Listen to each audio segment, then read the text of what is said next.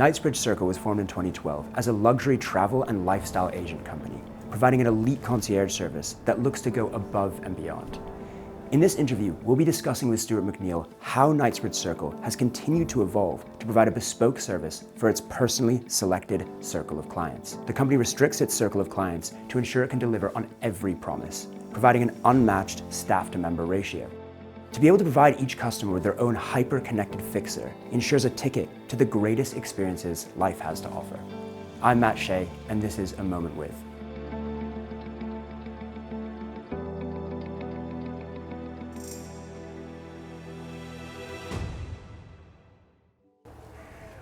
Stuart, hi. Hi. Matt, good to meet you. Nice to meet you, Matt. So, is this very stunning location indicative of the kind of world you operate in? Yes, so this is the Mandarin Oriental Knightsbridge with Hyde Park just behind us. And it's a beautiful hotel that our members like, as are many of the Mandarin Oriental hotels around the world. And I wanted us to meet here today because this is where it all began for me and for Knightsbridge Circle in 2012. As you can see, I've arranged the great British weather for you. Yeah, thanks for doing that. So what is your day-to-day life like? I wake up and I've got two beautiful daughters who usually jump on me, and then I check my phone for emails from the US overnight.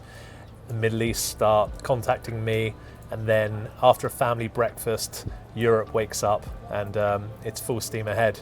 And then from there, sometimes I'll be going to meet existing members, potential new members of Knightsbridge Circle, hosting events, or having an office day, an admin day. And what inspired you to get into this line of work? So I was working for American Express Centurion. I launched the elite tier for them in 2010, and I felt that we could take it to another level. So I founded Knightsbridge Circle in 2012, and in my opinion, we definitely took it to another level. Nice. I'd love to hear more. Should we go inside out of the rain and continue this let's chat? do it. Okay. Let's go.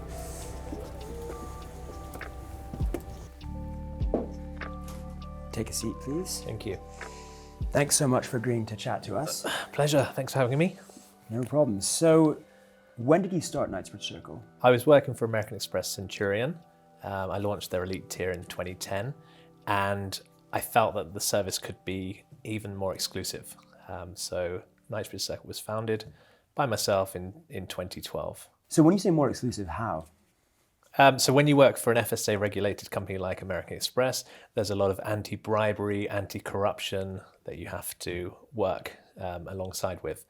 Concierge is a very much look after people industry with gifting for example, if somebody offered me the best table in the city for Saturday night, I would thank them. And I felt very restricted working for a big corporation. And Knightsbridge Circle has always been niche, and we've always kept our member numbers very small because we always want to have the best tables, the red carpet events, private members clubs, and we want to offer unparalleled access. And you felt that you weren't able to offer that unparalleled access before? I could offer it, but Knightsbridge Circle is another level to our competitors. So how did your previous experience lead you to starting this business? Previous experience, so myself and my team have been in this industry for many, many years. So combined, we have a database of the people you need to know around the world, and we've all accumulated many years to be able to offer the best service and access. So your company offers elite memberships. What does that entail? Firstly, personal service is key to what we offer. So we only have 5 members each, which allows us to give a very proactive service. And then value, because we have just a few members per person, gives us time to negotiate exclusive savings for our members. So we have a membership fee, but they save their membership fee multiple times over because we don't add transactional charges. So if you said, please send some flowers to this person, we would send at the cost of the florist. And if you said, please could you book me a private jet, it would be at the cost price that we would buy from the broker. So does that make you different from your competitors? Because they work transactionally and we are membership based, so that that gives us the flexibility to negotiate hard for them. Right, okay. So what are some of these experiences that you're able to offer your clients? We've done a lot in the last 11 years. I want to hear the craziest ones. The craziest. We've taken over islands in the Maldives, Wow. and every year we do a concert at Andrea Bocelli's villa in Tuscany. Lunch with the Pope has been Lunch with the Pope. Yes, That's not an easy one to wrangle. I can It's imagine. not easy. No, there's a lot of paperwork involved, but that's what we do. So you can kind of make almost any dream come true, basically.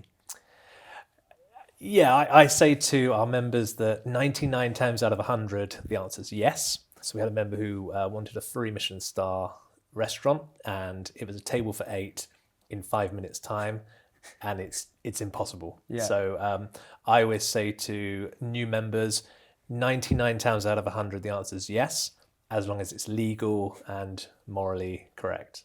Right. So that's some of the more kind of out there things that you've done. But what about the just day-to-day things that your clients want? Yes, and we are we took on a member this year, and she was with one of our competitors, and the feedback was very poor in terms of replying to emails and chauffeurs turning up at the right time. And we do the basics very well, and that's why we've been successful for 11 years. And if you can get your bread and butter right, then you can start doing the amazing experiences and creating the memories. So some of our clients have no PAs because they've got us. Others will have 5 PAs, but they need us to join the dots. And what does that look like, getting the basics right? It's capping your member. Don't have too many members, and have time to make sure that everything's in place. And when I started out in this industry, I had a checklist, but now it's all in my head, and I know the minute a trip needs to be arranged, that I'm arranging the right seat for them on the aircraft, or if it's a private jet, the right catering, drivers, wheelchair access, meet and greets at the airports. So I've got this mental checklist that I go through. And I say to my team, imagine you are the traveler. What do you need? And when you get to the hotel, what temperature do you want the room? What pillows would you like? Do you want feather pillows? And I always try and get my team to be the member, and that seems to work pretty well. Great. And why do you believe that your service is important and adds value? People are getting richer and they have less time, and we sit very nicely within their team, and we can help their assistants do the basics, but we can also save them a lot of money and give them the access that I had a potential member a few years ago, and he said, "Stuart, I've got 8 PAs. Why do I need you?" And I said, "You could have 800 PAs. They're not getting you this table. They're not getting you in there." And he said, "Okay, I like it. Let's give it a try." And he's still there today, so it's good. And what about different global markets? How do you adapt to those?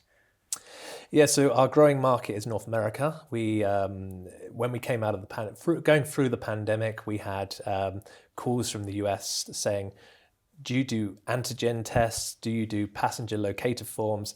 They were really struggling to navigate the world in quite strange times. And we helped them through that. And we've grown now in the US. So we're in New York, Miami, Boston, and we're getting a lot of requests. So we'll be expanding that market. And are there any kind of interesting differences in different markets? Culturally, yes. We have an office in Dubai. We've got 2 in Europe, North America. And also our clients are based all around the world. So Australia, India, South Africa, and we're dealing with a lot of different ages, nationalities, religions. So we have to adapt to all of those situations. How has Knightsbridge Circle evolved since 2012 when you started out? It's, I probably wouldn't recognize Knightsbridge Circle in 2012. Right. It's been quite a journey getting through a pandemic, as I mentioned, changes in personnel.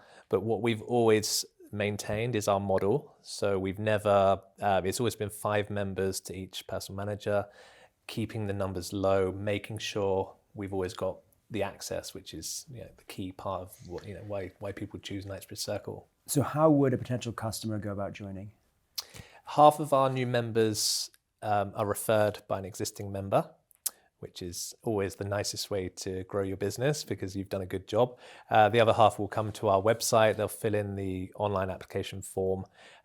Then we have a committee that meets each month. And if we are excited to take one of those applications forward, then I would personally have a face-to-face meeting, or if that was geographically an issue, then we'd have a video call. And then just to make sure it works for both, if it works for them and for us, make sure we're click. And then the next stage would be to introduce them to their personal manager, again, to see if it clicks. And that's the onboarding process. And you've spoken a lot about the face-to-face thing. Why does Knightsbridge Circle value this whole face-to-face experience?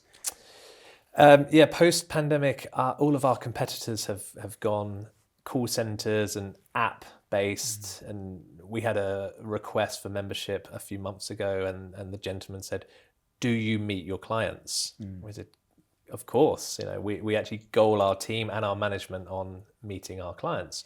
And he said, "Oh, because I'm with somebody and they don't meet me, period." And face-to-face is very important for relationship building, trust, and that's why we do it, and we enjoy it. And we sit down with clients. January's a great time to meet up, and you sit down and they want to plan their whole year with you. And it's just to they always have distractions if you're on the phone or WhatsApp or email, and just to have an hour of their time is so beneficial. If you look back to 2012 when you first started Knightsbridge Circle, could you have imagined where it would end up? No, I imagined what's the worst that can happen if this doesn't, because when you come from a big company like American Express to being a small 2-person company, you thought I could never achieve I could never be that. And I started thinking about, if this goes wrong, who can I go and work for? And I was like, contingency plan. But after about 12 weeks of being in business, we did our first big trip. So it was a villa in Barbados and a yacht around the Caribbean, and it went very well. And then didn't really look back after that. So I'd say we're privately owned by myself. We don't have big investment.